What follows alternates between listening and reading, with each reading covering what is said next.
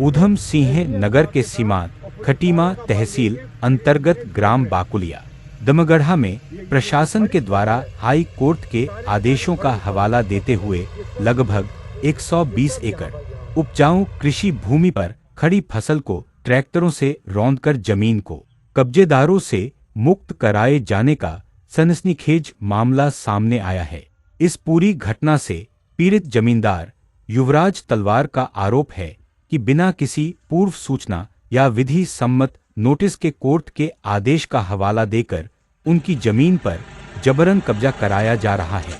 पीड़ित का कहना है कि यह कार्यवाही पूरी तरह मनमानी और साजिशन तरीके से की गई। पीड़ित पक्ष का कहना है कि जब उनके द्वारा अधिकारियों से कहा गया कि न्यायालय का आदेश दिखाया जाए तो उनको ना आदेश दिखाया गया और ना ही कोई नोटिस दिया गया। वही मामले की जानकारी देते हुए गणेश ठाकुराठी, जो कि एक स्थानीय राज्य आंदोलनकारी नेता एवं भाजपा के वरिष्ठ कार्यकर्ता हैं, ने बताया कि उनके पास सुबह फोन आया कि कुछ लोग खेत में खड़ी फसल होने के बावजूद जमीन जोत रहे हैं और जब मैंने मौके पर पहुंचने के बाद उप जिलाधिकारी से मुलाकात कर जानकारी मांगी कि फसल जोतने का आदेश किस न्यायालय का है और क्या आदेश है। जो भी माननीय न्यायालय का आदेश है उसे हमें भी दिखाया जाए, परंतु उप जिलाधिकारी के द्वारा उन्हें किसी भी प्रकार का कोई आदेश अथवा कोई कागज नहीं दिखाया गया। वहीं इस मामले के दूसरे पीड़ित अभिमन्यु तलवार, जो कि अपने परिवार के साथ बाहर हैं, ने भी एक वीडियो जारी कर प्रशासन से इस मामले में उचित कार्यवाही करने की मांग करी है। दूसरी तरफ प्रशासन के द्वारा किसी भी प्रकार का स्पष्टीकरण देने की तकलीफ न उठाते हुए जमीन पर खड़ी फसल को ट्रैक्टरों से जुटवाने की प्रक्रिया लगातार जारी है। वहीं इस मामले में प्रशासन मीडिया से दूरी बनाए हुए है और अब तक किसी भी जिम्मेदार अधिकारी की ओर से कोई आधिकारिक बयान सामने नहीं आया है। फिलहाल गांव और आसपास के क्षेत्र के किसानों में तनावपूर्ण स्थिति बनी हुई है। स्थानीय लोग निष्पक्ष जांच और दोषियों के खिलाफ सख्त कार्यवाही किए जाने की मांग कर रहे हैं। नाम युवराज तलवार है, मेरे पिता का नाम किरण तलवार है। मैं अशोका फार्म का निवासी हूं बगुलिया में। मेरे साथ कल एक घटना हुई थी जहां प्रशासन आके मेरी ज़मीनें जोत के चला गया बगैर कोई नोटिस दिए। मेरी खड़ी फसल गन्ने की, मेरी खड़ी फसल गेहूं की, और आज भी वही कार्य हो रहा है। आज भी हमने एसडीएम को फ़ोन किया, हमने सबको फ़ोन किया कि ये रोकिए, हमें कोई ऑर्डर तो दीजिए, कोर्ट का ऑर्डर दीजिए, किस हक से आप मेरे खेत में घुस रहे हैं। आज 1 फरवरी को भी यही कर रहे हैं, अभी तक ये रुके नहीं है। तलवार पुत्र श्री महेंद्र प्रताप तलवार, मेरी जमीन खटेमा में भगोलिया ग्राम दमगढ़ा खाली मोमेंट में है। अभी अभी मुझे एक वीडियो प्राप्त हुआ है, उस वीडियो को देखकर मुझे उस वीडियो में ये दिखाया है 20-25 ट्रैक्टर खाली मोमेंट में मेरे खड़े हुए गन्ने पे कब्जा कर रहे हैं और ये कब्जा प्रशासन द्वारा कराया जा रहा है। इसमें भू माफिया लोग इन्वॉल्व हैं, खुलेआम गुंडागर्दी हो रही है उत्तराखंड में। और मैं बार बार फोन मिला रहा हूं, मेरा फोन भी थाने में उठाया नहीं जा रहा है। मैं आप लोगों से विनती करता हूं, उच्च अधिकारियों से विनती करता हूं, मेरा ये मामला संज्ञान में लेके इस पे उचित कार्रवाई करी जाए।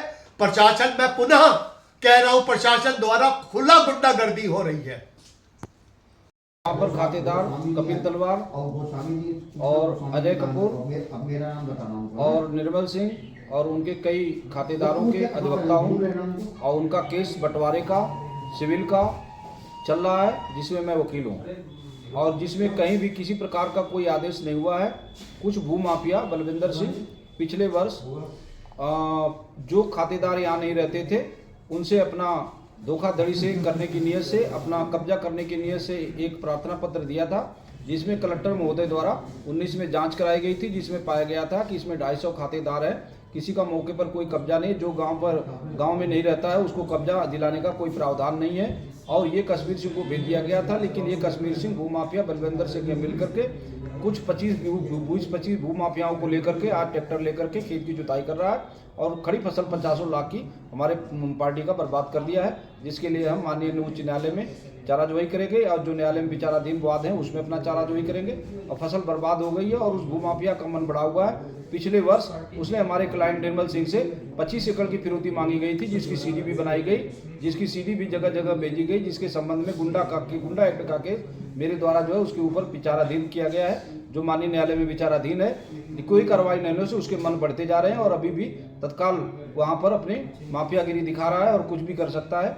ये गृह क्षेत्र सीएम महोदय का है और उनके द्वारा भी उस पर कोई एक्शन नहीं किए जाने से उसके मन और बढ़ते जा रहे हैं और प्रशासन उनके साथ मिली भगत करके खड़े होकर के कार्य किया जा रहा है। परगनाधिकारी महोदय द्वारा मेरे से पूछने की कोशिश की मेरे द्वारा कि माननीय उच्च न्यायालय के आदेश में ऐसा क्या लिखा था, और मेरी बात भी हुई थी।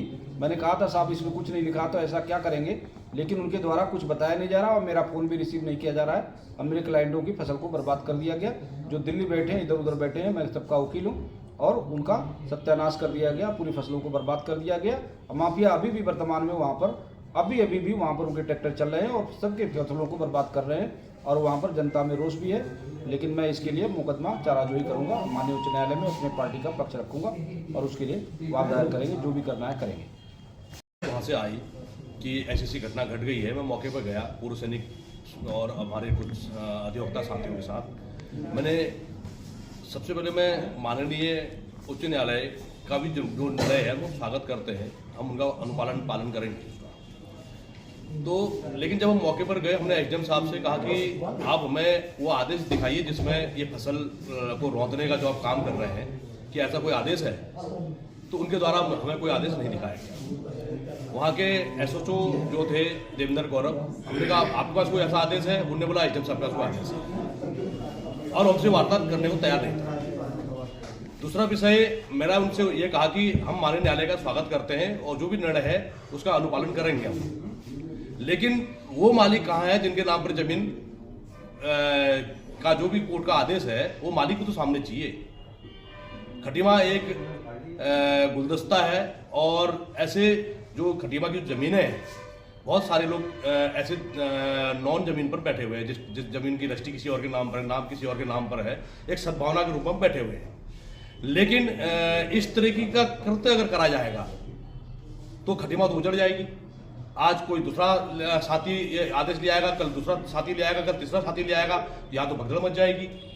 और एक बार किसी के मुंह में खून लग जाएगा वो तो सबको रौंद देगा। तो हमने महोदय से, वहाँ पर उप जिलाधिकारी महोदय से हमने कहा कि ऐसा काम नहीं होना चाहिए, हमें इसकी जांच करानी है कि इसके पीछे का अंतिम व्यक्ति कौन है। हमारे माननीय मुख्यमंत्री उत्तराखंड सरकार के श्रीमान पुष्कर सिंह धामी जी ने कहा, सेटलमेंट की बात करी है, जमीनों की चकबंदी की बात चल रही है और एक तरफ कुछ लोग ऐसा करते कर रहे हैं।